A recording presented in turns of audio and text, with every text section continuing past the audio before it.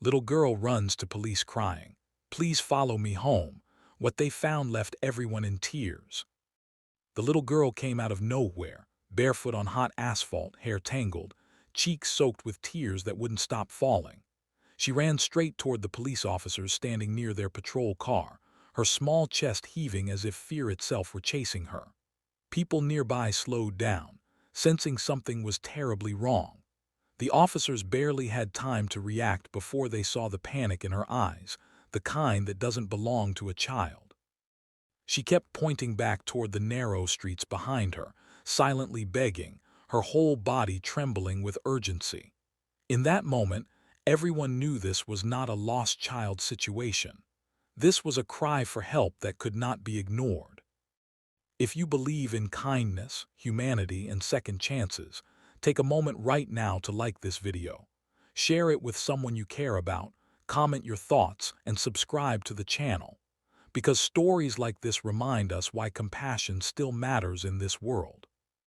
The officers knelt down to her level, gently trying to calm her, but the girl couldn't slow her breathing. Her small hands clutched one officer's sleeve as if letting go might cause something terrible to happen. After a few moments, they understood she wanted them to come with her. Without hesitation, they followed as she led them through cracked sidewalks and quiet streets where the city seemed to hold its breath. With every step, her pace quickened, as though time was running out. The officers exchanged concerned glances, their training telling them to prepare for the worst, while their hearts hoped for something less tragic. The neighborhood she brought them to was one most people avoided. Old buildings leaned like tired bodies, paint peeling, windows dark. The air felt heavy, carrying the scent of dust and neglect.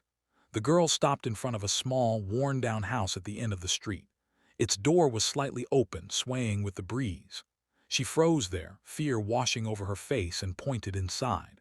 The officers stepped forward cautiously, calling for anyone inside, but only silence answered. The kind of silence that presses on your ears and makes your heart pound harder.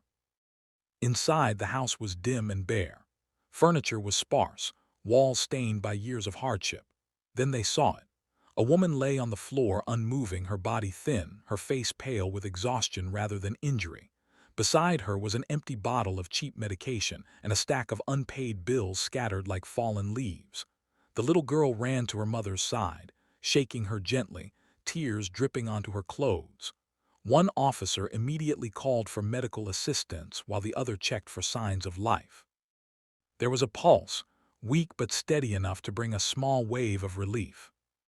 As paramedics rushed in moments later, the truth of the situation began to reveal itself.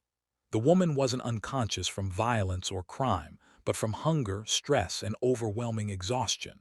She had been working 2 jobs, skipping meals so her daughter could eat, pushing her body far beyond its limits. That morning, her strength finally gave out.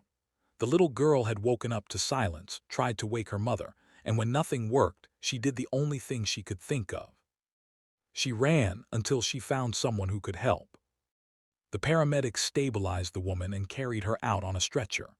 Neighbors slowly emerged from their homes, drawn by the sirens, their faces filled with concern and quiet guilt. Many of them had seen the woman struggle, had noticed the little girl's worn clothes and tired eyes, but life had kept them busy, distracted.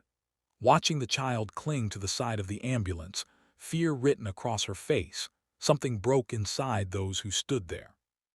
It was a painful reminder of how easily suffering can hide in plain sight. At the hospital, doctors confirmed the woman would survive. She was severely malnourished, dehydrated, and emotionally burned out, but help had arrived just in time. The little girl sat in the waiting room wrapped in a borrowed blanket, swinging her feet anxiously, her eyes never leaving the hallway where her mother had been taken. One of the officers stayed with her, offering quiet reassurance through presence alone. For the first time that day, the child's breathing slowed, her shoulders relaxing just a little. Word of what happened spread quickly. Social workers stepped in not to punish but to support. Community members organized meals, clothing, and financial help. The house at the end of the street was cleaned, repaired, and slowly filled with warmth it had lacked for so long. The woman, once awake, wept not from shame but from relief. relief that her daughter had been brave enough to save her, relief that someone had finally seen them. Weeks later, the little girl returned to the police station, this time holding her mother's hand. She wasn't crying now. She was smiling shyly, eyes bright with gratitude. The officers who had followed her that day felt something rare and powerful, a reminder of why they chose to serve in the first place. A child's courage had changed everything, not just for her family, but for an entire community that learned to look closer, care deeper, and act sooner. If this story touched your heart, please take a moment to comment below and share how it made you feel. Your words matter more than you know. And before this video ends, we have one special request. Comment a single word that represents hope to you.